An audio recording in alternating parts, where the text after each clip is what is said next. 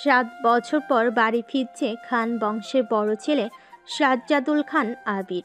বাড়ি ফিরছে বলে ভুল হবে, বিদেশ থেকে দেশে ফিরছে আবির। এই 7 বছরে খান বাড়িতে ঘটে গেছে অনেক ঘটনা, যার সাথে সশরীরে যুক্ত নেই আবির, তবে আত্মিকভাবে প্রতিটা ঘটনায় জড়িয়ে আছে সে। আবিরের বাবা চাচা 3 জন। আবিরের বাবা সবার বড়, নাম আলী আহমদ খান। তানভীরের বাবা মেজো, নাম মোজাম্মেল খান। ছোট চাচুর নাম ইকবাল খান। আবির তার বাবা মায়ের একমাত্র ছেলে। মেজো চাচা মানে মোজাম্মেল খানের এক ছেলে এক মেয়ে। ছেলের নাম তানভীর খান, মেয়ের নাম মাহুদিবা খান। ছোট চাচার এক মেয়ে এক ছেলে, মিম আর আদি। এখনও তারা এলাকায় যৌথ পরিবারগুলোর মধ্যে শ্রেষ্ঠ। বাড়ির সকলের প্রাণ যেন এক সুতোয় বাঁধা। 5 ভাই বোনের মধ্যে আবির সকলের চোখের মণি। আবিরের জন্মের পর তার বাবা মা দ্বিতীয় সন্তান নেওয়ার চিন্তা করেনি। এইচএসসি পর্যন্ত সে বাড়িতেই ছিল, সবার নয়নের মণি। আবিরের চাঞ্চল্যে মেতে থাকত খান বাড়ি। আচমকা যেন পরিবেশটা পাল্টে গিয়েছিল। 18 বছর বয়সে আবিরের হঠাৎ করে স্কলারশিপে বিদেশে পড়তে যাওয়া। বাড়ির সকলের সাথে শারীরিকভাবে যেমন দূরত্ব বেড়েছিল, তেমনি দূরত্ব বেড়েছে মানসিকতার। 7 বছর পূর্বে আবিরের সাথে বর্তমান আবিরের আকাশ পাতাল পার্থক্য। দেখেও যেন চেনার উপায় নেই। 6 ফুট লম্বা ছেলেটা, গায়ের রং শ্যামলা, গাল ভর্তি চাপ দাড়ি, চুলের স্টাইল কোনো নায়কের থেকে কম না। তার ফ্যাশন আর লুকে যে কোনো মেয়ে এক দেখাতেই প্রেমে পড়তে বাধ্য। প্লেনে বসে আবির অবলীলায় ভেবে যাচ্ছে অতীতে ফেলে আসা স্মৃতিগুলো। সেই চাঞ্চল্যকর মুহূর্তগুলো এখন শুধুই স্মৃতির পাতায়। মাকে রেখে এসেছিল সেই যৌবনের প্রথম দিকে, যখন তার বয়স ছিল 18। সেই সময়ে মাই ছিল তার একমাত্র বন্ধু। আছে 24 বছরের যুবক। এতগুলো বছরের একটা দিনও বাদ যায়নি যে মায়ের সাথে ফোনে কথা বলেনি সে। বাড়ির সকলের সাথে মোটামুটি কথা বলার চেষ্টা করেছে। ছোটবেলার স্মৃতিগুলো ভাবতে ভাবতে নিজের দেশে পৌঁছে গিয়েছে আবির। এয়ারপোর্টে আবিরের বাবা আলী আহমদ খান আর তানভীর দাঁড়িয়ে আছে। তানভীর সম্পর্কে তার চাচাতো ভাই আর বয়সে 2 বছরের ছোট, কিন্তু দুজনের বেস্ট ফ্রেন্ড আর কলিজার বন্ধু। তানভীর আবিরকে দেখেই দৌড়ে এসে জড়িয়ে ধরল। এই 7 বছরে একবারের জন্য ও বাড়ি ফেরেনি আবির, তবে প্রতিনিয়ত কথা হয় আবির তানভীরের। আবির তার আব্বুকে সালাম করে জড়িয়ে ধরে, তারপর বাড়ি ফিরে 3 জন। বাড়িতে যেন হই হই রই রই ব্যাপার, হবে নাই বা কেন। বাড়ির বড় ছেলে এত বছর পর বাড়ি ফিরছে। রান্নাঘরে বাহারি রকমের রান্নার ধুম পড়েছে মা চাচিদের। হঠাৎ দরজায় আবিরকে দেখে সবার মধ্যে হইচই শুরু হয়ে গেল। আবিরের আম্মু দৌড়ে এসে জড়িয়ে ধরলেন ছেলেকে। আবেগে আপ্লুত হয়ে মাকে জড়িয়ে ধরল আবির। মমতাময়ী মাকে সেই 7 বছর আগে ছুঁয়েছিল, আজ এত বছর পর মায়ের ছোঁয়া পেল আবির। মা চাচিদের সালাম করলো। সোফায় বসিয়ে ছেলেকে একের পর এক শরবত নাস্তা দিতে ব্যস্ত সবাই। এরই মধ্যে উদয় হলো মিম আর আদির। মিমের বয়স 14 বছর, তার ছোট ভাই আদির বয়স মাত্র 10 বছর। আদি এই বাড়ির সবচেয়ে ছোট। আবি যখন দেশ ছেড়েছিল তখন আদির 3 বছর বয়স হয়েছে মাত্র। ভিডিও কলে দেখতে দেখতে ভাইকে সে একটু একটু চিনে। দৌড়ে এসে জড়িয়ে ধরেছে ভাইকে। আবিরও জড়িয়ে ধরেছে আদিকে। মিমো আবিরের পাশে বসেছে, খোশ গল্প করছে সবাই মিলে। আদি জিজ্ঞেস করছে, ভাইয়া আমার জন্য কি এনেছো? আবির যেন না উঠতে যাবে, মা চাচিরা উঠতে দিচ্ছে না। আগে শরবত খাবি, তারপর উঠবি। আবির তানভীরের দিকে তাকিয়ে বলল, ওই লাগেজটা নিয়ে আয় তো। তানভীর একটা লাগেজ টান দিতে যাবে। আবির আচমকা বসা থেকে দাঁড়িয়ে, ওইটাতে ছুবি না। তানভীর সহ বাড়ির সকলেই যেন অবাক হয়ে গেল। আবির আবার ঠান্ডা মাথায় বলল, পাশের লাগেজটা নিয়ে আয়। তানভীরও তার কথা মতো লাগেজ নিয়ে আসলো। লাগেজ খুলে যে যার মতো জিনিস বের করছে আর জিজ্ঞেস করছে, এটা কার? এটা কার? আবির শরবত খেতে খেতে উত্তর করছে, আদির জন্য বিদেশি দামি দামি খেলনা, মিমের জন্য ড্রেস, কসমেটিক্স বক্স, মা কাকিদের জন্য অনেক গিফট, তানভীরের জন্য মোবাইল, একটা ল্যাপটপ, অন্যান্য গিফট। আলাদা আর একটা ল্যাপটপ আছে। মিম জিজ্ঞেস করছে। ভাইয়া, এই ল্যাপটপটা কি তোমার? আবির উত্তর দেয়। না, এটা মেঘের। মেঘের মা হালিমা খান জিজ্ঞেস করলেন। মেঘের ল্যাপটপ কি দরকার বাবা? ওর তো এইচএসসি পরীক্ষা শেষ, সামনে অ্যাডমিশন টেস্ট আছে, অনেক কিছু জানার বা পড়ার দরকার আছে। মোবাইল দেখে পড়ার থেকে ল্যাপটপে সুবিধা হবে, তাই নিয়ে আসলাম। আমার জন্য নিয়ে আসতে একটা। আবির অবলীলায় হেসে উত্তর দেয়। তোর 18 বছর বয়স হলে তোকেও কিনে দিব, চিন্তা করিস না। মিম খুশিতে গদগদ হয়ে বলে। ধন্যবাদ ভাইয়া। বাড়ির হইচই শুনে ঘর থেকে বের হলেন ছোট চাচা ইকবাল খান। আবির চাচুকে দেখে সালাম করতে যায়। চাচু বাধা দিয়ে জড়িয়ে ধরেন ভাতিজাকে। ইকবাল খান বাড়ির সকলের দিকে একবার তাকিয়ে নরম স্বরেই বলেন। এতদিনে এই বাড়িটা পরিপূর্ণ হলো। ইকবাল খানের জন্য আনা উপহার আবির নিজের হাতেই চাচুকে দিল। বাকিদের জিনিসগুলো একটা একটা করে দিল আবির। মেজো চাচু মানে মোজাম্মেল খান বাসায় নেই, তাই ওনার জন্য আনা গিফট যত্ন করে রেখে দিল আবির। লাগেজ পড়ে আছে একটা বক্স, যেটা র্যাপিং পেপারে মোড়ানো, আর একটা র্যাপিং ব্যাগ, আর একটা শপিং ব্যাগ। আদি জিজ্ঞেস করছে। ভাইয়া এটা কার? আবির ল্যাপটপের পাশে বক্স আর শপিং ব্যাগটা রেখে উত্তর করল। এগুলো মেঘকে দিয়ে দিও, আমি রুমে যাচ্ছি।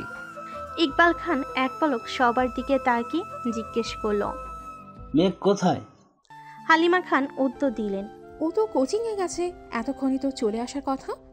আবির বাকি দুইটা লাগেজ নিয়ে উঠতে চাচ্ছিল, হঠাৎ পিছন ফিরে মায়ের দিকে তাকিয়ে প্রশ্ন করল।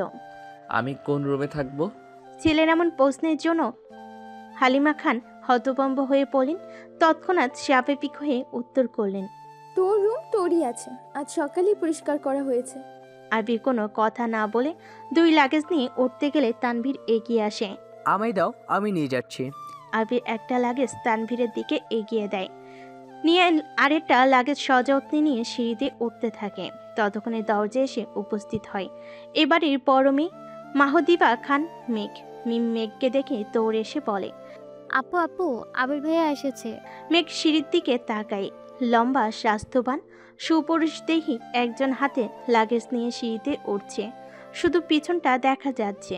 মেঘ ভিতরে ঢুকে সবার হাতে গিফট দেখে এদিক সেদিক তাকায়। ততক্ষণে আবির নিজের রুমে চলে গিয়েছে। মেঘের মা হালিমা খান মেয়ের দিকে এগিয়ে এসে তোর জন্য গিফট এনেছে। মেঘ তাকিয়ে বলে। কি গিফট? সোফায় রাখা ল্যাপটপের দিকে চোখ পড়ে মেঘের, ছুটে যায় ল্যাপটপের কাছে। এটা কি আমার? হ্যাঁ আপু, এটা তোমার। বক্সটা আর শপিং ব্যাগটাও তোমার। ল্যাপটপটা ঘুরিয়ে ফিরে দেখছে মেঘ, যেন আকাশ কুসুম কিছু পেয়ে গেছে। তারপর শপিং ব্যাগটা একটু খুলে দেখলো দুইটা ড্রেস। মনে হচ্ছে সে ল্যাপটপ আর বক্সগুলো নিয়ে রুমের দিকে চলে যায়। এত বছর পর নিজের রুমটা আশ্চর্যজনিত নয়নে দেখছে আবির। যেই পরিচিত ঘ্রাণ, সেই পরিচিত ঘ্রাণ যেখানে সে নিজের জীবনের 12টা বছর কাটিয়েছিল। যে রুমটা ছিল তার একান্ত ব্যক্তিগত, আজও তাই আছে। একটা জিনিসও এদিক সেদিক হতে দেয়নি আবিরের মা মালিহা খান। এমনকি রুমে বছরের পর বছর তালা দিয়ে রেখেছেন তিনি। যখনই ছেলের কথা মনে হতো, ছেলের রুমে এসে নীরবে কেঁদে যেতেন, যেন কেউ বুঝতে না পারে। আবির রুমে ঢুকে লাগেজ খুলে নিজের পরনের টি শার্ট হাতে শাওয়ার নিতে চলে যায়। শাওয়ার শেষে বের হলেন একটা কফি কালার টি শার্ট আর একটা ট্রাউজার পরে। হাতে টাওয়াল নিয়ে মাথার চুল মুছতে মুছতে খাটে বসে আছে তানভীর। লাগেজ নিয়ে এসে রুমে বসে আছে সে। তানভীরকে দেখে আবির জিজ্ঞেস করছে। কি হলো, কিছু বলবি? তানভীর মুচকি হেসে জিজ্ঞেস করছে। আচ্ছা ভাইয়া, এই লাগেজটা ধরতে দিলে না কেন? কি আছে এটাতে? আবিরের চক্ষুদয় উদ্বেগ স্পষ্ট, চল শক্ত করে উত্তর দিল। ওইটাতে আমার পার্সোনাল কিছু জিনিস আছে। তানভীর হাসতে হাসতে উত্তর দেয়। সেই পার্সোনাল জিনিসগুলো দেখতে চাচ্ছে আমার অবুঝ মন, কি করব বলো? স্বভাব সুলভ গম্ভীর কণ্ঠে উত্তর দিল আবির। কাউকে দেখানোর জিনিস আশা করি পার্সোনাল হবে না। তানভীর ভাইয়ের আপত্তিস্বর বুঝতে পেরে এই বিষয় আর কিছু বলেনি, শুধু জিজ্ঞেস করে। বিকালে কি বের হবে? আবির উপর নিচ মাথা নেড়ে হ্যাঁ সূচক সম্মতি জানায়। তানভীর কথা না বাড়িয়ে চুপচাপ বিদায় নেয় রুম থেকে। আবির খাটের এক কোণে বসে মোবাইল হাতে নিয়ে গুরুত্বপূর্ণ কিছু চেক করতে ব্যস্ত হয়ে পড়ে। মেঘ নিজের রুমে ঢুকে শপিং ব্যাগ খুলে 3টা ড্রেস বের করলো। 3টা জামাই অসাধারণ সুন্দর, 2টা গাউন ড্রেস আর একটা গর্জিয়াস কাজের 3 পিস। ল্যাপটপটাও খুলে দেখে তার প্রয়োজনীয় সকল অ্যাপ ব্রাউজার অলরেডি ল্যাপটপে সেট করা আছে। মেঘের দৃষ্টি যায় র্যাপিং পেপারে মরানো বক্সের দিকে। র্যাপিং পেপার খুলতে চোখ পড়ে 3টা উপন্যাসের বই, যেগুলোর উপরে ছোট একটা চিরকুটে লেখা। অ্যাডমিশনের পরে পড়বি। তার সাথে একটা ছোট বক্স, যেখানে এক বক্স রঙিন পাথর। মেঘের এই পাথরগুলো ছোটবেলায় খুব পছন্দ ছিল। তার সাথে একটা আইফোন 13 প্রো ম্যাক্স মোবাইলের বক্স। ফোন দেখে মেঘের চক্ষু চড়গাছ। অনেকদিন যাবৎ মনে কোণে সুপ্ত ইচ্ছে ছিল একটা আইফোন কেনার, কিন্তু কাউকে বলার মতো সাহস হয়নি তার। এগুলো দেখে খুশিতে গদগদ হয়ে পড়েছে মেঘ। ইন্টার সেকেন্ড ইয়ারে পড়াকালীন মেঘের যখন কলেজ, প্রাইভেট, কোচিং সব মিলিয়ে ব্যস্ততায় দিন কাটছিল, তখনই তানভীর তার পুরনো একটা ফোন দিয়েছিল মেঘকে। সিমটাও ছিল তানভীরের। বাসার মানুষের বাহিরে শুধু 3-4 জন বান্ধবীর নাম্বার ছিল সেই ফোনে। এমনকি স্যারদেরকেও নাম্বার দিতে নিষেধ করেছিল কড়া ভাষায়। তানভীর বরাবরই বোনের ব্যাপারে খুব সিরিয়াস। ভাইরা বোনকে শাসন করে ঠিক আছে, কিন্তু তানভীর মেঘকে একটু বেশি শাসনে রেখেছে এত বছর। এইচএসসি পরীক্ষা চলাকালীন সময়ে নিজের মায়ের পেটের ভাই তানভীরকে খুব সাহস করে বলেছিল, ভাইয়া পরীক্ষা শেষ করে আমায় একটা নতুন ফোন কিনে দিবা? অগ্নি দৃষ্টিতে তাকিয়েছিল তানভীর, যেন মস্ত বড় অন্যায় করে ফেলেছে। তারপর মেঘ নতুন ফোনের আশা পুরোপুরি ছেড়ে দিয়েছিল। আজ সে না চাইতো আইফোন পেয়ে গেছে, ল্যাপটপ পেয়ে গেছে। এ যেন মেঘ না চাইতেই জল। আনমনে ভাবছে, মনে হয় তানভীর ভাইয়া বলেছে ফোন আনতে আর ল্যাপটপ আনতে, না হলে উনি কিভাবে জানবে আমার ফোন নেই? এদিকে 1 ঘন্টা যাবৎ ফোনে মনোযোগ দিয়ে কি যেন কাজ করছে আবির। হঠাৎ আদি দৌড়ে এসে দাঁড়ায় দরজায়। ভাইয়া তোমায় খেতে ডাকছে। যা, আসছি। 10 মিনিটের মধ্যেই সাদা শার্ট পরে রেডি হয়ে নিচে নামলো আবির। অসময়ে তেমন কেউ নেই নিচে। বিকাল 4টা বাজে। সবার খাওয়া দাওয়া শেষ অনেক আগে। মালিয়া খান বসেছিলেন ছেলের জন্য। ছেলের ফিটফাট হয়ে রেডি হওয়া দেখে মালিয়া খান জিজ্ঞেস করছেন, কোথাও যাবি? হ্যাঁ, একটু কাজ আছে। আবির চুপচাপ খাবার খাচ্ছে। ছোটবেলা যা যা সে পছন্দ করত সব রান্না হয়েছে আজ। সব খেতে পারিনি, যতটুকু সম্ভব খেয়ে উঠে পড়েছে। এরই মধ্যে তানভীর হাজির হয়েছে। ভাইয়া রেডি আমি। এখন যাবে নাকি লেট হবে? এখনই বের হব। মালিয়া খান রান্নাঘর থেকে ডেকে বলছেন, গাড়ি নিয়ে বের হবি না? চাবি নিয়ে যা। গাড়ি লাগবে না আম্মু। দুভাই বের হয়ে গেল। যৌথ পরিবারগুলোর সবচেয়ে আনন্দময় সময় হলো সন্ধ্যাবেলা।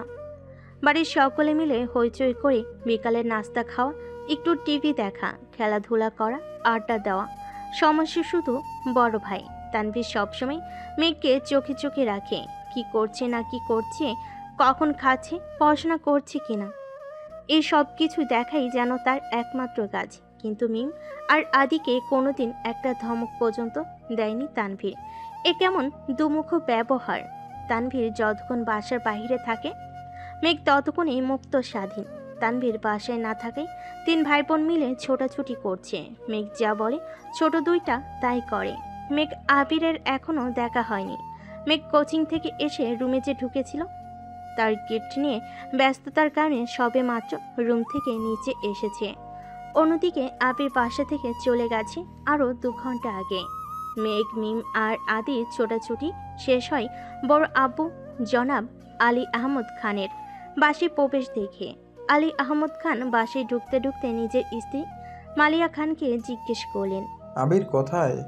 মালিয়া খান উত্তরে বললেন, ও তো তানভীরকে নিয়ে বের হলো, বললো কি কাজ আছে।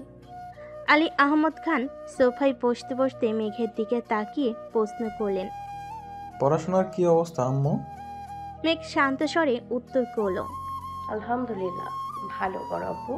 তবে তবে কি? প্রশ্ন করলেন আলী আহমদ খান। আমার ফিজিক্স আর ম্যাথে একটু সমস্যা। কোচিংয়ের সাথে গুলোতে পারছি না, প্রাইভেটগুলোতেও অনেকটা এগিয়ে গেছে। আলী আহমদ খান। ঠিক আছে, তোমার জন্য প্রাইভেট টিউটর নিয়ে আসবো, কাল বা পরশুর মধ্যেই ম্যানেজ করতেছি। তুমি চিন্তা করো না, মন দিয়ে পড়াশোনা করো আম্মু। তোমার ভাই তানভীর তো আমার কোনো কথা শোনে না, আর না শুনে তোমার আব্বুর কথা কথা থেকে মাথায় ভূত চেপেছে রাজনীতি করবে, পড়াশোনায় গুরুত্ব না দিয়ে রাজনীতিতে গুরুত্ব দিচ্ছে। তুমি পড়াশোনা করো ভালো করে, মেডিকেলে অথবা ঢাকা বিশ্ববিদ্যালয়ে যেন চান্সটা হয়ে যায়। জি বড়াপু, চেষ্টা করব। খেয়েছো কিছু তোমরা? আলী আহমদ খান জিজ্ঞেস করলেন, এবার উত্তরটা মিম দিল। হ্যাঁ বড় আব্বু, খেয়েছি আমরা। ঠিক আছে, এখন রুমে গিয়ে পড়তে বসো। তিন ভাই বোন কোনো কথা না বলে তিন দিকে যার যার রুমে চলে যায়। রাত 9টায় বাড়িতে ঢুকে আবির আর তানভীর। খাবার টেবিলে খেতে বসেছে তিন ভাই আর আদি। মিমেক কেউ নেই, রান্নাঘরে তিন যা খাবার রেডি করছেন। বিকেলে আবির সাদা শার্ট পরে বেরিয়েছিল।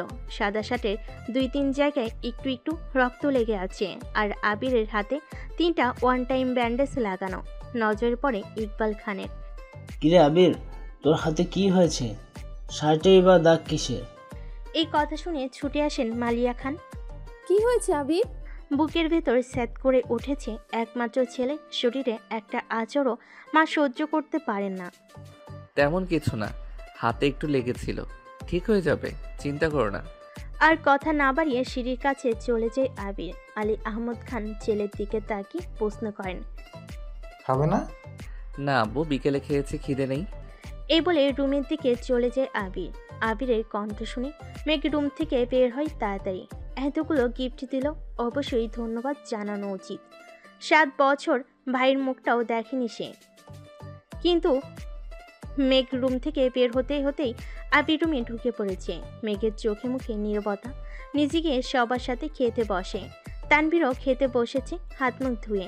ইকবাল খান তানভীরের উদ্দেশ্যে বলে, তুই তো ছিলে আবিরের সাথে, কি হয়েছে বল?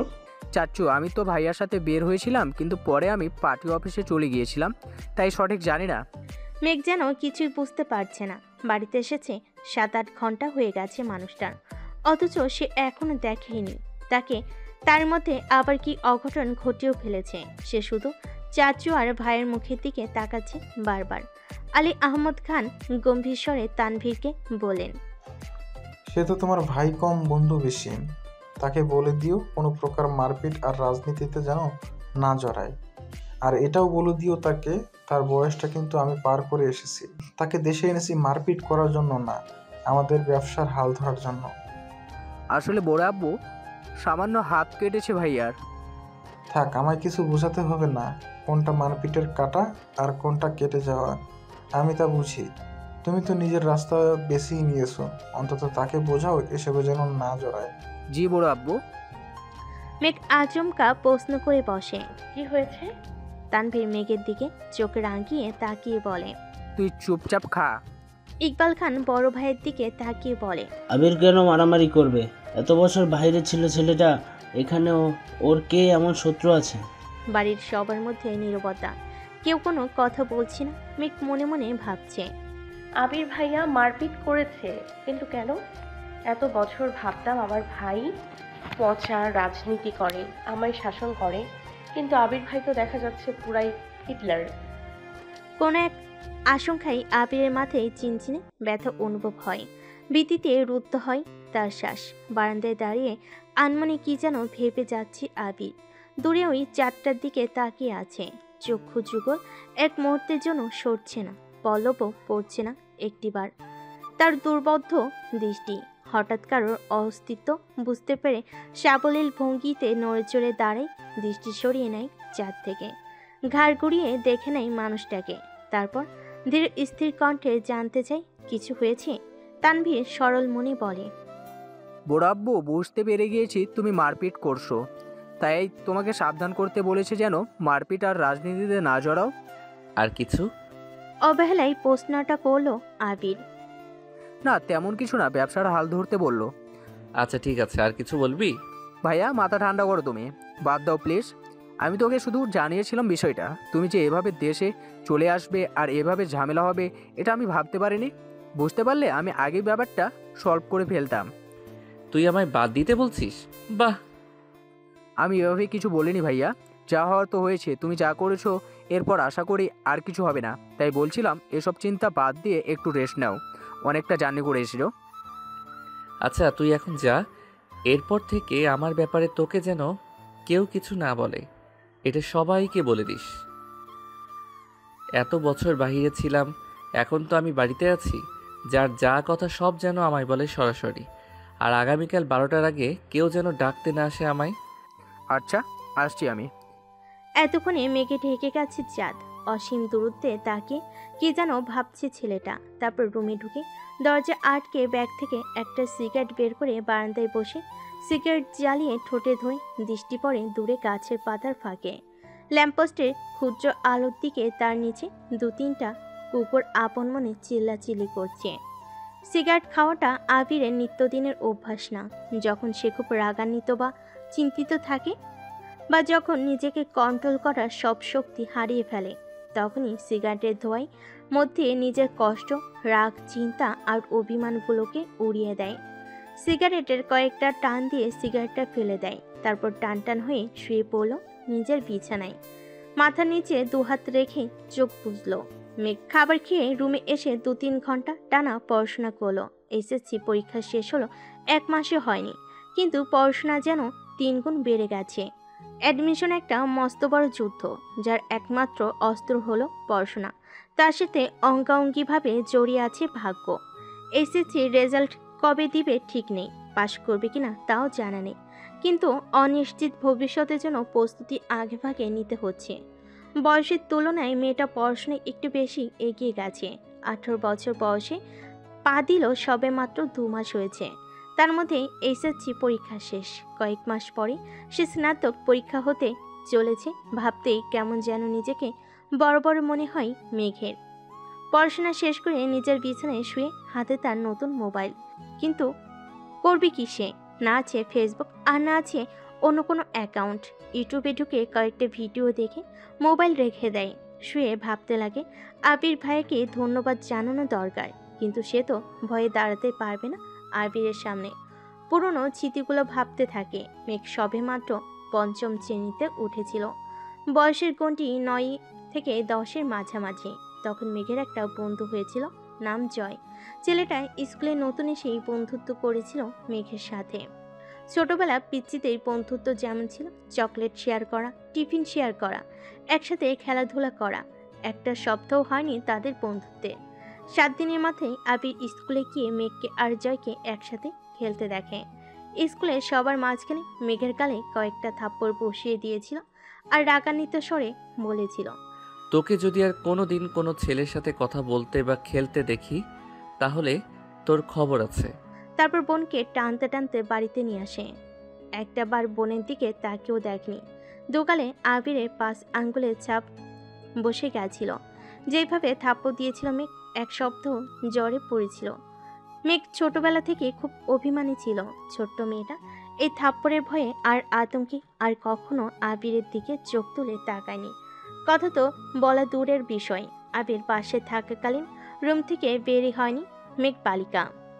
আবিরও কখনো খোঁজ নেয়নি মেয়েটার। ছোট্ট মেঘের মনে তখনই জন্ম নেয় আবির ভাইয়ের প্রতি অভিমান, সীমাহীন অভিযোগ, কষ্ট আর বিতৃষ্ণা। 2 বছর পর দেশ ছাড়ে আবির। এই সময়ের মাঝে মেঘ আবিরের সাথে এক টেবিলে খেতেও বসতো না। আবিরকে দেখলে যেন ছুটে পালাতো মেঘ। আবির বিদেশে চলে যাওয়ার পর মেঘ আবিরের ভয় থেকে নিজেকে সাবলীল করে আপন মনে রাজত্ব করতে থাকে খান বাড়িতে। আবিরের পাশের রুমটাই তার দখলে চলে আসে। আবির থাকলে হয়তো কখনো সে এই রুমে আসতো না। বিদেশ যাওয়ার পর আবির সবার সাথে ভিডিও কলে কথা বলেছে, কিন্তু কথা হয়নি মেঘের সাথে। 2-1 বার মেঘের কথা জিজ্ঞেস করেছিল ঠিকই, কিন্তু মেঘ আতঙ্কে কথা বলতে চায়নি। এরপর থেকে আবিরও কখনো মেঘের কথা জিজ্ঞেস করেনি। এত বছর পর ভাই বাড়ি এসেছেন, এখনো দেখা হয়নি তার সাথে। এর মধ্যে মারপিট করে ফেলেছেন। ছোটবেলায় অনুভূতি প্রকাশ করতে না পারলেও আজ আবিরের কর্মকাণ্ডের কথা শুনি মেঘের মনে একটা নামে ঘুরপাক খাচ্ছে, সেটা হলো হিটলার। হিটলারের সাথে আবিরের কতটা মিল বা বেমিল তা বিবেচনা করার বিন্দু পরিমাণ ইচ্ছে নেই তার। মাথায় একটা চিন্তা ঘুরছে, ধন্যবাদ জানানো উচিত, কিন্তু সে কি আদৌ কথা বলতে পারবে হিটলারের সাথে? এসব ভাবতে ভাবতেই ঘুমিয়ে পড়ল সে। ভোরবেলা থেকে বাড়িতে রান্নার ধুম পড়ে যায়। 3 ভাই সকাল সকাল খেয়ে অফিসে চলে যায়। মিম আর আদিও স্কুলে চলে যায়। মেঘ ঘুম থেকে উঠে 8টায়। রাত জাগার কারণে সকালে উঠতে পারে না সে। মাঝে মাঝে গোসল করে খেয়ে বের হয়, মাঝে মাঝে এমনিতেই চলে যায়। 10টা থেকে 2টা পর্যন্ত বাহিরে কোচিং, তারপর টিউশন শেষ করে বাড়ি ফিরে ফ্রেশ হয়ে খেয়ে একটু ঘুমায়। বিকেলে হই হুল্লোড় করে তারপর পড়াশোনা করে। এই তার বর্তমান জীবন। আজও তার ব্যতিক্রম হলো না। খেয়ে কোচিংয়ের উদ্দেশ্যে বেরিয়ে পড়েছে। বাসার গাড়ি তাকে দিয়ে আসে, আবার কল দিলে গিয়ে নিয়ে আসে। ঠিকঠাক 12টায় ঘর থেকে বের হয় আবির। ধীর গতিতে নিচে আসে। চিন্তিত মুখ দেখে মা মালিয়া খান ভীত স্বরে ছেলেকে জিজ্ঞেস করেন, কি হয়েছে তোর বাবা? আবির মুখের ভারী ভাব বজায় রেখে উত্তর দিলেন, কিছু হয়নি, খেতে দাও। ছোটবেলার চঞ্চলতার ছিটে ফোটাও নেই ছেলেটার মধ্যে। এটা ভেবেই বারবার হতাশ হচ্ছেন মালিয়া খান। হঠাৎ চোখ পড়ে ছেলের হাতে ব্যান্ডেজের দিকে। হাতটাও ফুলে গেছে অনেকটা। আবির খাবার খাচ্ছে। আত্মার মা শান্ত স্বরে ছেলেকে বোঝাচ্ছেন, এটা করো না, সেটা করো না। মনে হচ্ছে 5 বছরের শিশু সে। আগুন পানি চিনে না। যদিও বাবা মায়ের কাছে সন্তান সারা জীবনে শিশুই থাকে। খাওয়া শেষে মায়ের থেকে বিদায় নিয়ে বেরিয়ে যায় আবির। মেঘ বাড়ি ফিরেছে 1 ঘন্টা হবে। শাও নিয়ে নিচে এসেছে খেতে। খাওয়া শেষ। তানভীর রুম থেকে ছুটে এসে জিজ্ঞেস করে, বড় আম্মু, ভাইয়ারা কোথায়? আটকে ওঠেন মালিয়া খান। ও তো 2-3 ঘন্টা আগেই খেয়ে বের হয়েছে। কেন? ইস, মিস করে ফেললাম। কি হয়েছে বাবা? মেঘ নীরবে তাকিয়ে থাকে। ভাই আর বড় আমর কথোপকথন শুনছে আর বোঝার চেষ্টা করছে ঘটনাটা কি। তানভীর ভাইকে কল দিয়ে জিজ্ঞেস করে, কোথায় আসো? আবির কি যেন বলল, শোনা যায়নি। তানভীরের চোখে মুখে উত্তেজনা স্পষ্ট। বড় আম্মু, আম্মু, কাকিমুনি বাইরে চলো। কেউ প্রশ্ন করার আগে তানভীর ছুটে গেল বাহিরে। তার পিছন পিছন মিম, আদি, মা, কাকিমা সবাই দরজা পর্যন্ত গেল। সবে পিছনে মেঘও গেল সেখানে। এরই মধ্যে বাইকে বাড়ি ঢুকলো আবির। নীল রঙের চকচকে একটা সুন্দর বাইক, হেলমেটটাও নীল। হেলমেট খুলতে খুলতে তাকাই বাড়ির মানুষের দিকে। মেঘ অপলক দৃষ্টিতে তাকিয়ে আছে। সেই কবেই দেখেছিল আবিরকে। সেই আবিরের সাথে এই আবিরের চেহারায় কোনো মিল নেই। হেলমেট খুলতেই চুলগুলো এলমেলো হয়ে গেছে আবিরের। চোখে সানগ্লাস, নেভি ব্লু রঙের শার্ট, কালো প্যান্টের সাথে ইন করে পড়েছে। হাতে কালো ফিতার একটা ঘড়ি, পায়ে শো জুতা। আপদ মস্তক দেখতে আবিরের হৃৎপিণ্ডের 4 প্রকোষ্ঠ ছটফট করতে লাগলো মেঘের। আবিরের দিকে বিভৎ দৃষ্টিতে তাকিয়ে আছে সে। আবির বাড়ির সকালের উদ্দেশ্যে বলল, বাইকটা কিনেছি, কেমন হয়েছে? আবিরের কণ্ঠ মেঘের মনের গহীনে ধাক্কা খায়। এতে হুঁশ ফিরে তার। দাঁড়িয়ে থাকতে পারছে না সে। এক দৌড়ে নিজের রুমে ঢুকে দরজা আটকে শুয়ে পড়ে মেঘ। মিমার আদিও হই হুল্লোড় করছে। আবির ভাইয়ের কাছে আবদার করছে ওদের বাইকে নিয়ে ঘোরার জন্য। মালিয়া খান ছেলের পানে তাকিয়ে প্রশ্ন করলেন, বাসায় 2-3টা গাড়ি থাকার পরও বাইক কেন কিনলে? আমার গাড়িতে চলাচল ভালো লাগে না। অবলীলায় উত্তর দিল আবির। পিছেরা খুশি হলো। খুশি হতে পারেনি মালিয়া খান, হালিমা খান আর আকলিমা খান, কারণ এই বাড়িতে বাইক ব্যবহার নিষেধ করেছিলেন স্বয়ং আলী আহমদ খান নিজে। তিনি কোনো এক বয়সে বাইক অ্যাক্সিডেন্ট করেছিলেন। সেই থেকে বাইক কেনা বা বাইক চলাচল নিষিদ্ধ করেছেন। ইকবাল খানের খুবই ইচ্ছে ছিল বাইক কেনার, কিন্তু বড় ভাইয়ের নিষেধ অমান্য করার সাধ্য নেই, তাই কিনতে পারেনি। তানভীর খুব করে চাইছিল বাইক কিনতে। রাজনীতির সুবাদে অনেক জায়গায় চলাচল করতে হয়, বাইক থাকলে সুবিধা হয়। বাবা মোজাম্মেল খানকে বলেও ছিল সে, কিন্তু বাবার এক কথা, বড় আব্বু বাইক পছন্দ করে না। তোর দরকার পড়লে তুই একটা গাড়ি সবসময় ব্যবহার করিস, তারপর বাইক কেনার নাম মুখে নিস না। আবির বাড়ি ফিরেছে 24 ঘন্টা হবে হয়তো। এরই মধ্যে বাইক কিনে ফেলেছে। এর পরিণাম কি হবে তা ভেবেই ভয়ে আটকে যাচ্ছেন বাড়ির 3 বউ। অষ্টাদশী হৃদয় কাঁপছে, কেমন জানি অস্থির লাগছে সবকিছু। পরিচ্ছন্ন নয়নে তাকিয়ে আছে রুমের জানালার দিকে। দৃষ্টি তার অসীম দূরত্বে। কি জানি কি ভাবলো। কতক্ষণ হঠাৎ ঝলমেলে উঠল মেঘ। সঙ্গে সঙ্গেই জল শক্ত করে নিজেকে নিজেই প্রশ্ন করলো, বাই এনি চান্স কি হিটলারের উপর ক্রাশ খেয়েছি? শ্বাস ছেড়ে নিজের মাথায় গাঁটটা মেলে মেঘ বলে, ছি মেঘ, ছি, কি সব ভাবছিস তুই? কেউ কি তার চাচাতো ভাইয়ের ওপর ক্রাশ খায়? ভালো ভদ্র হলেও মানা যেত। এমন গুরু গম্ভীর বদমেজাজি আর হিটলার স্বভাবের কেউ কি কারো ক্রাশ হয়? যে ছেলে 10 বছরের মেয়ের গায়ে হাত তুলতে পারে সে আর যাই হোক আমার ক্রাশ হতে পারে না।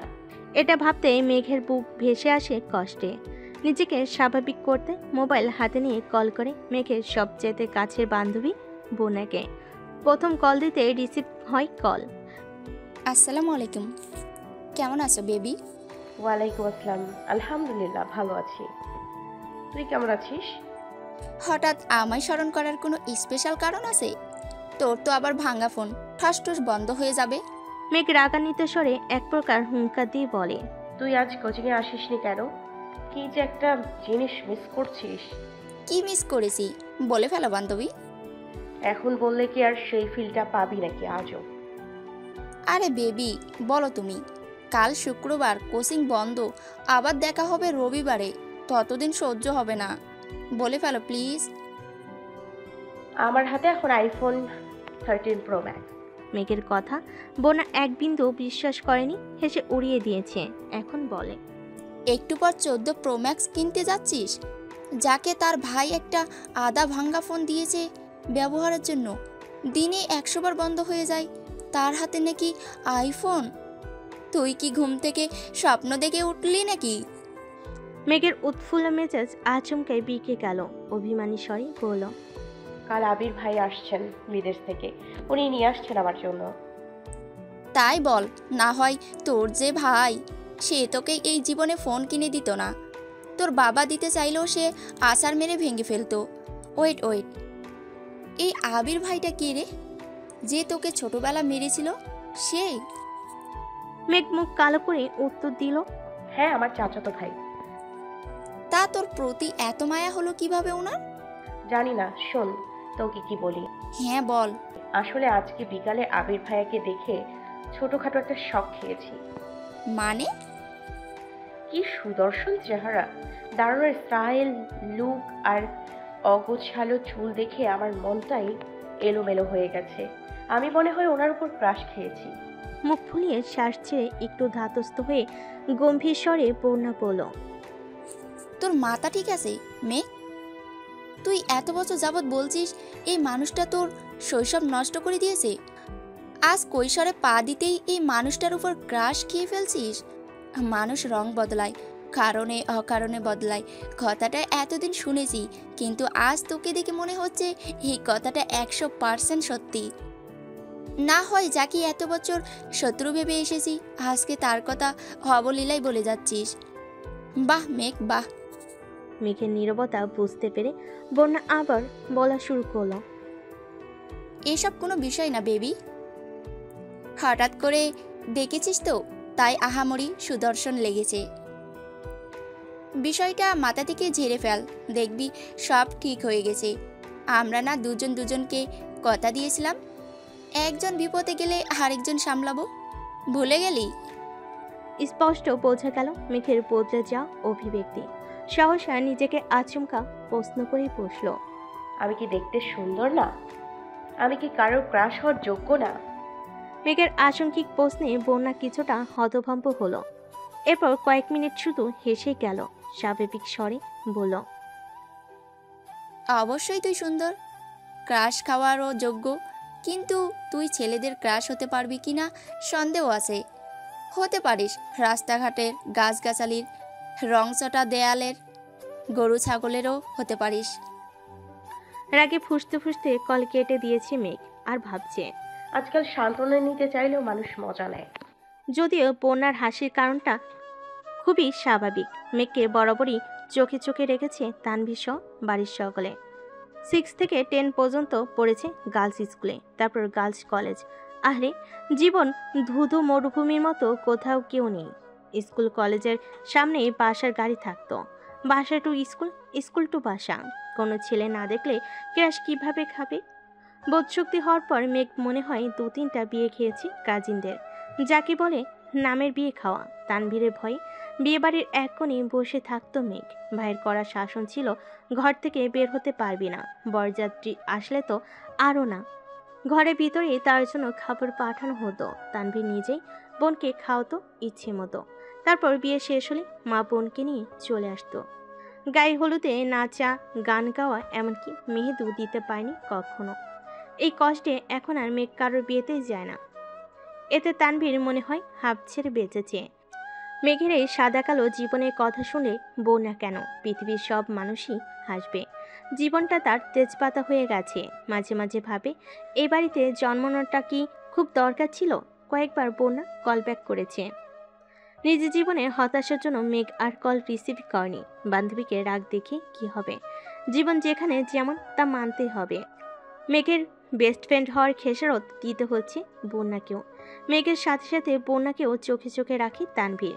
কথায় আছে, সঙ্গ দোষে লোহা ভাসে। সঙ্গ খারাপ হলে মেঘও খারাপ হবে। তাই সবসময় বন্যার পিছনে লোক লাগিয়ে রাখে। শুধু বন্যায় না, আরও দুজন বান্ধবী আছে মেঘের, একজন পাখি আরেকজন মায়া। ওদেরকেও নজরে রাখে তানভীর। বোনের সব দিক থেকে প্রোটেক্ট করাই যেন তার প্রথম এবং প্রধান কাজ। আবির বিকাল থেকে ঘুমাচ্ছে। সন্ধ্যা 7টায় ঘুম ভাঙে আধি ডাকে।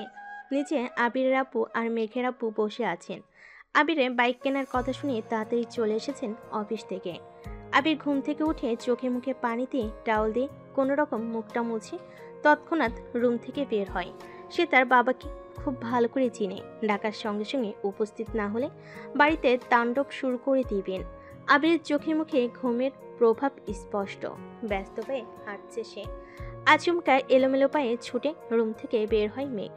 চুলগুলো অগোছালো, আশঙ্কিক ধাক্কা এড়াতে চটজলদি নিজেকে নিয়ন্ত্রণ করে অগ্নি দৃষ্টিতে তাকায় আবির। তৎক্ষণাৎ মোটা ভুরু যুগল শিথিল হয়ে যায়। অমত্ত চেয়ে রইল সে। কম মুহূর্তের জন্য মস্তিষ্ক থমকে গেছে আবিরে। দৃষ্টি তার প্রখর। আচমকা হাঁটা থামাতে শ্বাস ভারী হয় আবিরে।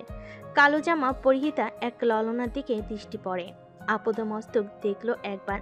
কালো জামাতে যাকে অপসরার ন্যায় লাগছে। এলোমেলো চুলগুলো তার কোমর ছড়িয়েছে। চুল দেখে মনে হয় জীবনানন্দ দাশের বনলতাকে উদ্দেশ্য করে লেখা। চুল তার কবেকার অন্ধকার বিদিশার নিশা। দ্রুতগতি থামাতে গিয়ে মেঘের ছোট দেহ কম্পিত হয়। দৃষ্টি পড়ে 6 ফুট লম্বা মানুষটার বুকে। মেঘ মুখ তুলে তাকায় সেই মানুষটার চেহারার পানে। আবিরের চোখের দিকে বিস্ময়ে আবির্ভূত নয়নে তাকিয়ে আছে মেঘ। পলকও পড়ছে না একটিবার। আবিরের চোখে মুখে ছিটানো পানির ঝাপটাই এলোমেলো চুলগুলো থেকে চুয়ে চুয়ে পানি পড়ছে, যা তার পরনের সাদা টি শার্ট অল্প স্বল্প ভিজিয়ে দিচ্ছে। সেদিকে খেয়াল নেই আবিরের। আবির কয়েক সেকেন্ড স্তব্ধ হয়ে হঠাৎ চোখ সরিয়ে পুনরায় রুদ্রমূর্তি ধারণ করে সবেগে হাঁটা দেয় সিঁড়ির দিকে। পেছন থেকে অষ্টাদশীর কোমল কণ্ঠে ডাক শুনে থমকে দাঁড়ায় আবির। তবে পিছনে তাকানো প্রয়োজন মনে করেনি সে। মেঘ বর্ত কণ্ঠে বলে, থ্যাংক ইউ আবির ভাই। আবির শুনল কিনা কে জানে। এক মুহূর্ত দাঁড়িয়ে যথারীতি ব্যস্ত ভঙ্গিতে নিচে নেমে যায়। মেঘটায় দাঁড়িয়ে আছে দরজার সামনে। থরথর করে কাঁপছে মেঘের হাত পা। মেঘের মনে হচ্ছে ভো ভো করে ঘুরছে সমগ্র পৃথিবী। কেন জানি দাঁড়িয়ে থাকার শক্তি পাচ্ছে না মেয়েটা। নিজেকে নিয়ন্ত্রণ করতে তাড়াতাড়ি দেওয়ালে ঠ্যাস দিয়ে দাঁড়িয়েছে। এতগুলো বছর পর আবিরের চোখে চোখ রাখল মেঘ। ভেতরটা ভয়ে আটকে উঠছে। বারবার অন্তরাত্মা শুকিয়ে যাচ্ছে মেঘের। সোফায় বসে আছে দু ভাই বাড়ির মহিলা। রান্নাঘরে কাজে ব্যস্ত থাকলেও নজর তাদের এদিকে। কি হবে কে জানে। আলী আহমদ খান নিজের গাম্ভীর্যতা বজায় রেখে এক প্রকার হুঙ্কার দিয়ে প্রশ্ন করলেন, তুমি নাকি বাইক কিনেছো? এ কথায় হুঁশ ফিরে অষ্টাদশী কিছুটা স্বাভাবিক হয়ে দুপা সামনে এগিয়ে বারান্দার সাইডে দাঁড়িয়ে নিচে তাকায় মেঘ। নিচের সোফায় বসা আব্বু আর বড় আব্বু, তাদের থেকে কিছুটা দূরত্বে দুহাত ভাঁজ করে শটান হয়ে দাঁড়িয়ে আছে আবির। জি। ভাবলেশীনভাবে উত্তর দেয় আবির। কিন্তু কেন? পুনরায় হুঙ্কার দেন তার আব্বু। আমার বাইক কেনার ইচ্ছে ছিল তাই কিনেছি। তুমি জানো না এই বাড়িতে বাইক কেনা বা চালানো নিষেধ? এবার প্রশ্নটা ছোট চাচু মোজাম্মেল খান করেছেন। হ্যাঁ জানি। 20-30 বছর আগে কি ঘটে গেছে তা নিয়ে আতঙ্কে থাকার কোনো মানে হয় না। যদি কপালে খারাপ কিছু লেখা থাকে তাহলে সেটা 7 সমুদ্র পাড়ি দিয়ে হলেও আসবেই। সেটা আমি ঘরে বসে থাকলেও হবে, আর গাড়িতে চলাচল করলেও হবে। তোমার দুই ভাই কি নিজেদের মর্জি মতোই চলবে? আলী আকবর খান রাগান্বিত স্বরে প্রশ্ন করলেন। বাইক কিনা যদি নিজের ইচ্ছে মতো চলা হয় তাহলে আমি দুঃখিত আব্বু। এই ব্যাপারে আমি নিজের মনের কথাই শুনবো। তোমাদের নিজস্ব 3টা গাড়ি আছে, এত গাড়ি কেন কিনলাম? তোমাদের জন্যই তো। গাড়িতে চলাচল আপনাদের ইচ্ছে, তাই আপনারা গাড়ি কিনেছেন। আমার গাড়িতে চলাচল করতে ভালো লাগে না, তাই আমি বাইক কিনেছি। এটা নিয়ে এত কথা বাড়ানোর কি আছে চাচ্চু? তোমাদের বাইক সম্পর্কিত জেরা শেষ হলে আমার তোমাদেরকে একটা গুরুত্বপূর্ণ কথা বলার আছে। আবির আব্বুর দিকে তাকিয়ে কথাগুলো বলল।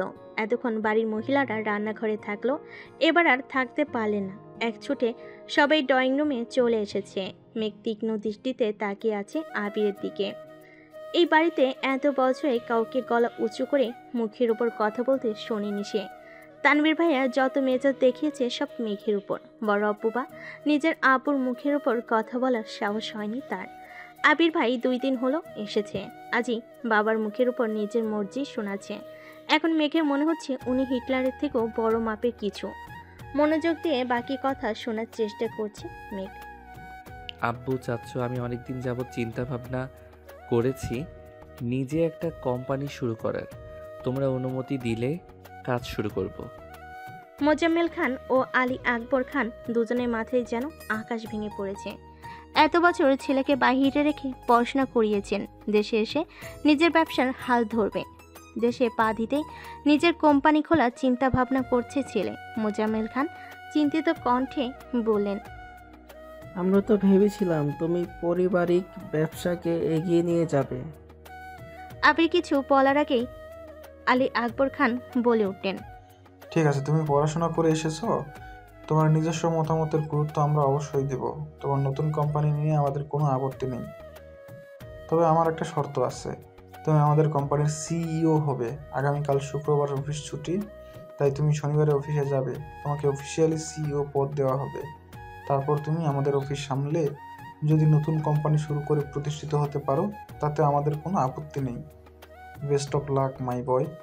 আবির যেন আগে থেকে জানতো এরকম কিছু হবে, তাই তার মধ্যে কোনো পরিবর্তন দেখা গেল না। এটুকু বলে সোফা থেকে উঠে রুমের দিকে হাঁটা শুরু করলেন আবিরের আব্বু। কয়েক কদম এগিয়ে এসে আবার দাঁড়িয়ে আবিরের দিকে তাকিয়ে রুদ্ধ কণ্ঠে বলেন, আমরা কোম্পানি সামলানোর জন্য সারা জীবন থাকবো না, তোমাদেরকে এই দায়িত্ব নিতে হবে। তুমি না পারলে তোমার প্রাণপ্রিয় ভাই তানবীরকে বলো রাজনীতি ছেড়ে ব্যবসায় আসতে, তারপর তুমি তোমার মতন নিজের কোম্পানি খুলতে থাকো। আবির চল শক্ত করে বাবার দিকে তাকিয়ে বলে উঠল, তানভীর রাজনীতি করবে, ওর মাথায় ব্যবসা ঢোকানোর কোনো দরকার নেই। শনিবারেই অফিসে আসবো আমি একাই সব দিক সামলাতে পারবো। তোমরা দয়া করে তানভীরকে মুক্তি দাও, নিজের মতো করে রাজনীতিটা করতে দাও ওকে। তোমার শর্ত যেমন আমি মেনে নিয়েছি, তোমাদেরকেও আমার একটা শর্ত মানতে হবে। সেটা হলো আমি আমার মন মতো কাজ করব। আমার যখন যেখানে প্রয়োজন হবে নিজের কাজ গুছিয়ে আমি চলে যাব, তখন আমাকে কোনো প্রকার বাধা দিতে পারবে না কেউ। দরকার হলে 2 অফিসের কাজ শেষ করে আমি রাত 12টায় বা 2টায় বাসায় ফিরব, এমনকি নাও ফিরতে পারি। এতে তোমাদের যেন মাথা ব্যথা না হয়। একদমে কথাগুলো বলে কোনো দিকে না তাকিয়ে দ্রুত পায়ে বাসা থেকে বের হয়ে যায় আবির। আলী আহমদ খান কয়েক মুহূর্ত দাঁড়িয়ে কোনো কথা না বলে রুমের দিকে হাঁটা দেন। পিনপতন নীরবতা বাড়িতে। সোফায় বসে আছেন মোজাম্মেল খান। কাছেই 3 যা একজন আরেকজনের দিকেছে বারবার। তাদের আবিরের প্রতি পূর্ণ বিশ্বাস আছে, কিন্তু সমস্যা হচ্ছে বাহিরের দুনিয়া সামলাতে গিয়ে নিজের প্রতি না যত্নহীন হয়ে পড়ে ছেলেটা। এটাই তাদের চিন্তার বিষয়। নিচে উপস্থিত মানুষগুলোর মধ্যে চিন্তার ছাপ দেখা গেল। উপরে দাঁড়িয়ে এক প্রকার বিনোদন উপভোগ করছিল মেঘ, যেন বরাবর কথার উপর কারোর কথা চলে না। আজ ওনার সাথে টক্কর দেওয়ার মানুষ এসেছে। বাবা ছেলেকে সত্যটা নাই দিচ্ছে, যেমন বাবা তেমন ছেলে। এসব ভেবেই হাসি পাচ্ছে মেঘের। হঠাৎ করেই হাসিটা গায়েব হয়ে মুখটা ভারী হয়ে গেল মেয়েটার, আর ফিসফিসে বলতে শুরু করলো, নিজে তো হিটলার, সাথে আমার ভাইটাকে বড় গুন্ডা বানাতে কি সুন্দর উৎসাহ দিচ্ছে। এত বছর ভাইয়ের জ্বালায় জীবন তেজপাতা, এখন আবার আরেকজনের আবির্ভাব হলো। কপালটাই খারাপ আমার। এখন নিচে যাওয়ার পরিস্থিতি নেই, তাই বিড়বিড় করতে করতে রুমে ঢুকতে যাবে, হঠাৎ চোখ পড়ে আবির ভাইয়ের রুমের দিকে। একরাশ হতাশা নিয়ে রুমে ঢুকে যায় মেঘ। বাবা মাকে ছেড়ে আলাদা রুমে থাকতে খুব স্বাধীনতা পাবে ভেবে নিচতলা থেকে উপরতলায় চলে এসেছিল মেঘ। আবির ভাই বিদেশে যাওয়াতে কোনো চিন্তা ছিল না, কিন্তু মেঘ আসার 15 দিনের মাথায় তানভীর ও মেঘের পাশের রুমে চলে আসে জিনিসপত্র নিয়ে। সিঁড়িতে সোজা উঠতেই তানভীরের রুম। বোনকে পাহারা দিতেই মূলত এই রুমে আসা। তানভীর যতক্ষণ রুমে থাকে ততক্ষণ নিজের রুমে দরজাটা খুলে রাখে। মেঘ সিঁড়ি দিয়ে দৌড়ে উঠতে গেলেও ভাইয়ের কথা ভেবে আস্তে ধীরে ওঠানামা করে। বর্তমানে মেঘের অবস্থা নাজেহাল, কারণ এক পাশে আবির ভাই এর রুম, আরেক পাশে তানভীর ভাইয়ের পরের রুমটা মিমের জন্য ঠিকঠাক করা হচ্ছে কিছুদিন পর থেকে। মিমও উপরে থাকবে, কিন্তু তাতে কি ভাইয়ের ঘর ডিঙ্গিয়ে মিমির রুম পর্যন্ত যেতে পারবে কিনা সন্দেহ আছে। রাত 10টার উপরে বাজে, সবে খাওয়া দাওয়া শেষ করে যার যার রুমে চলে গেছে। আবির এখনও বাড়ি ফিরেনি। মালিয়া খান সোফায় বসে অপেক্ষা করছেন ছেলের জন্য। 10-15 মিনিট পর বাড়িতে ঢুকলেন আবির আর তানভীর। মাকে বসে থাকতে দেখে কিছুটা রাগান্বিত হলো ছেলে। আম্মু, তুমি আমার জন্য এভাবে রাত জেগে বসে থেকো না প্লিজ, আমি নিজের মতো করে খেয়ে নিব। তোর বউ আসলে আমি আর অপেক্ষা করব না তোর জন্য। সহসা উত্তর দিলেন মালিহা খান। বড়াম্মুর কথা শুনে সশব্দে হেসে উঠলেন তানভীর। আবির ঘাড় ঘুরিয়ে তাকায় তানভীরের দিকে, সঙ্গে সঙ্গে তানভীর হাসি থামিয়ে ফেলে। নিঃশব্দে হাসছে সে। তানভীর বরাবরই ভীতু প্রকৃতির। বাইরে যতই শক্তপোক্ত থাকুক না কেন, বাবা চাচা আর ভাইয়ের সামনে সে যেন ভেজা বিড়াল। এতদিন যত কাজই থাকতো, ছেলেটা 8টা থেকে 9টার মধ্যে বাড়ি এসে সবার সাথে খেতে বসতো, কিন্তু আবির ফেরাতে টাইম শিডিউলে কিছুটা পরিবর্তন হয়েছে ছেলেটার। আবির মায়ের উদ্দেশ্যে ঠাট্টার স্বরে বলে উঠল, এর উল্টোটাও হতে পারে, যেমন তোমার বৌমা তোমার কোলে ঘুমিয়ে গেল আর তুমি তাকে ঘুম পাড়াতে পাড়াতে আমার জন্য অপেক্ষা করলে। ছেলের এরকম ঠাট্টায় ভ্যাবেচাকা খেলেন মালিহা খান। আবির পুনরায় শান্ত অথচ কড়া কণ্ঠে বলে উঠল, কাল থেকে তোমায় যেন বসে থাকতে না দেখি। আমার কিছু লাগলে চেয়ে নিব, আর খাবার টেবিলে রেখে দিও, আমি খেয়ে নিব। এই কথার কোনো উত্তর না দিয়ে মালিয়া খান স্বাভাবিক কণ্ঠে বলেন, তানভীর, মেঘ এখনো খায়নি, একটু দেখে আসবি এখন খাবে কি না। তানভীর ঠিক আছে বলে উপরে গেল। আবিরও নিজের রুমে গেল। 5 মিনিটের ড্রেস পাল্টে ফ্রেশ হয়ে নিচে নামছে। এতক্ষণে মেঘ খাবার টেবিলে চলে এসেছে। ভেবেছিল ভাই ফ্রেশ হয়ে নামার আগে তাড়াতাড়ি খেয়ে পালাবে। অর্ধেক খাওয়া হতেই তার দৃষ্টি নিবদ্ধ হয় সিঁড়ির পানে। কালো টি শার্ট আর ট্রাউজার পরে হাতে মোবাইল নিয়ে আপন মনে নামছে আবির। মেঘ সরু চোখে নিরীক্ষণ করছে আবিরকে। মানুষটাকে দেখে হৃদস্পন্দন বাড়তে লাগলো মেঘে। এখন সে স্পষ্ট অনুভব করছে তার বুকের ভিতর কিছু একটা হচ্ছে, কিন্তু বোধগম্য হলো না কি হচ্ছে। নিজের অজান্তেই বুকের বাঁ পাশে হাত রাখলো মেঘ। অনুভব করলো কিছু একটা অনবরত নৃত্য করছে বুকের ভেতরে। আবিরের চেয়ার টেনে বসার শব্দে ঘোর কাটলো মেঘের। সবেগে হাত নামে আনলো বুক থেকে। আবির মেঘের ঠিক বিপরীত চেয়ারটাতেই বসেছে। মেঘের ছোট্ট বুকটা অনবরত কেঁপে যাচ্ছে। চোখ তুলে তাকাতে পারছে না মেয়েটা। শরীর কাঁপাকাঁপি আর হৃৎপিণ্ডে লাফালাফিতে এসে বিদিষ্ট। দিশারা অবস্থা অষ্টাদশী। ইচ্ছে করছে ছুটে পালিয়ে যেতে আবিরের সামনে থেকে, কিন্তু পারছে না। মনে হচ্ছে পায়ে শিকল দিয়ে বাঁধা। মালিয়া খান হঠাৎ মেঘের হাতে হালকা ধাক্কা দিলেন। কিরে, কি হলো তোর? দ্বিতীয়বার ঘোর কাটলো মেঘে। তৎক্ষণাৎ স্বাভাবিক হওয়ার চেষ্টা করলো। কাঁপা কাঁপা গলায় বলল, কিছু না। এই বলে পুনরায় খাওয়ার চেষ্টা করলো, কিন্তু এবার আর গলা দিয়ে খাবার নামছে না মেঘে। গলা শুকিয়ে কাঠ হয়ে গেছে। কাঁপা কাঁপা হাতে গ্লাস নেই। ঢকঢক করে অর্ধেক গ্লাস পানি নিমিশেই শেষ করে ফেল মেঘ। আবির আপন মনে খাচ্ছে। সামনে বা আশেপাশে কি হচ্ছে এসব দেখার প্রয়োজন মনে করল না সে। এই জগতে সবকিছু তার আগ্রহ সৃষ্টি করতে অক্ষম। আবিরের গাছের ভাব দেখে কিছুটা স্বাভাবিক হয়ে খাওয়া শুরু করে মেঘ। মাঝখানে এক পলকের জন্য তাকিয়েছিল আবিরের দিকে। কালো টি শার্টে মুখটা কত মায়াবী লাগছিল। এলোমেলো চুল, খাওয়ার স্টাইল দেখে দ্বিতীয়বারের মতো ক্রাশ খেল অষ্টাদশী। কে বলতে পারে, দুদিন আগে পর্যন্ত আবিরের কোনো স্মৃতি ছিল না মেঘের মনে। মস্তিষ্কে জুড়ে হঠাৎ মনে পড়ল শুধু ওকে মেরেছিল। এই স্মৃতিটাও মনে হতো, আর আগে কটমট করত মেঘ। আর আজ বিকাল থেকে যতবার আবিরকে দেখছে ততবার মেঘের শীর্ণ বক্ষ ধরফরিয়ে উঠছে।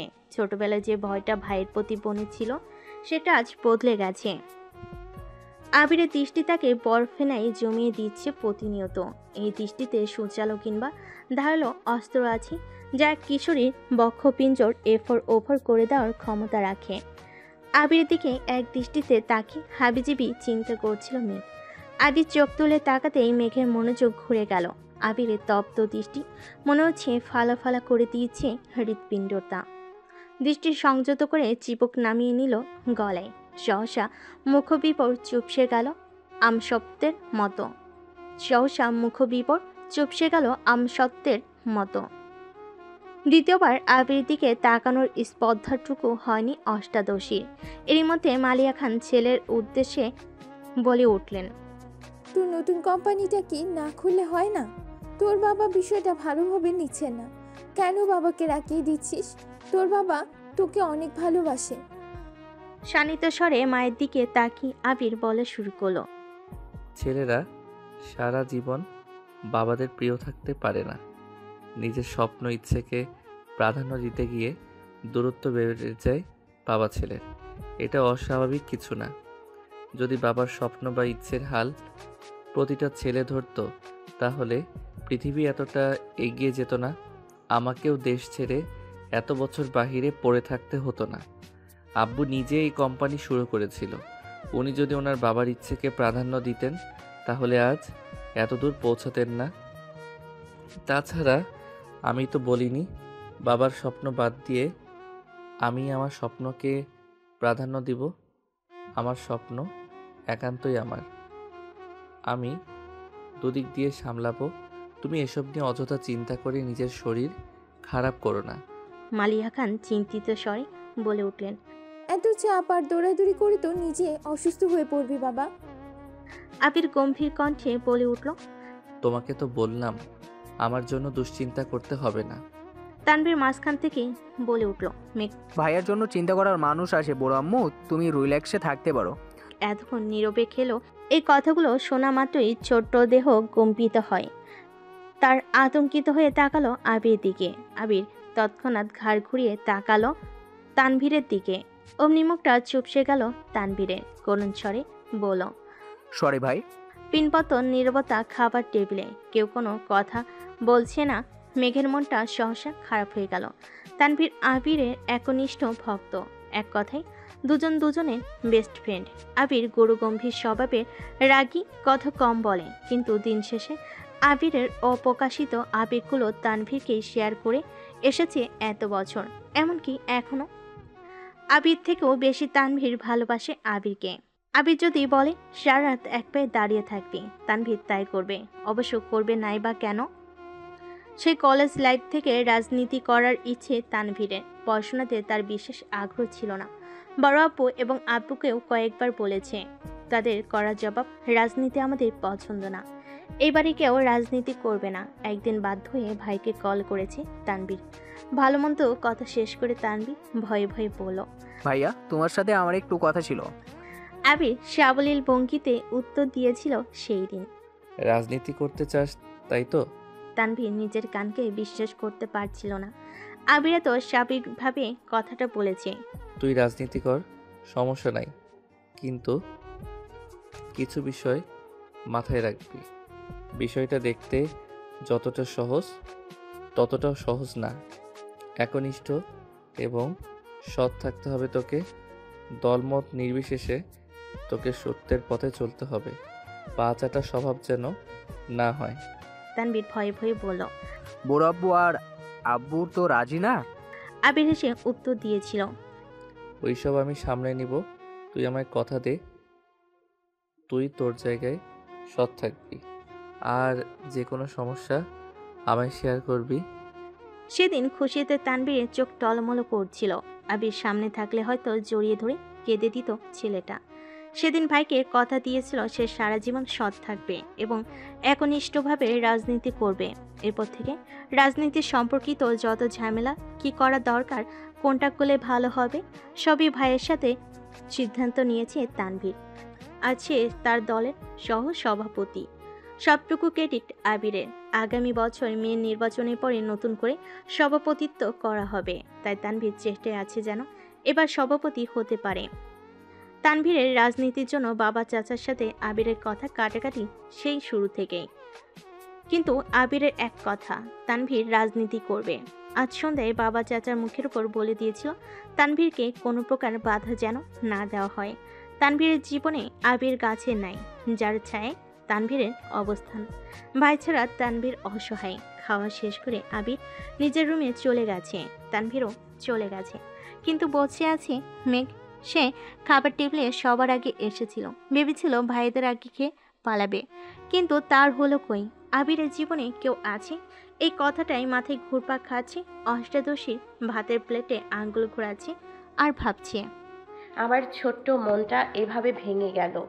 প্রেমে পড়ার আগেই ব্রেকআপ হয়ে গেল। ছি, থাক, মন খারাপ করিস না। ছেলেটা ভালো না, মনে নেই তোকে ছোটবেলায় মেরেছিল? আজ তো হিটলার। তোর জীবনে রাজপুত্র আসবে, যার জীবনে রাজ করবি শুধু তুই। মালিয়া খান মেঘের হাতে পুনরায় ধাক্কা দিয়ে বলল, থাক, তোর আর খেতে হবে না। এ তো হুঁশ ফিরে মেঘের। মেঘ কিছু বলার আগে খাবারের প্লেট সামনে থেকে নিয়ে যান উনি। বড়মুর এসব কর্মকাণ্ডে আহমক পড়ে যায় মেঘ।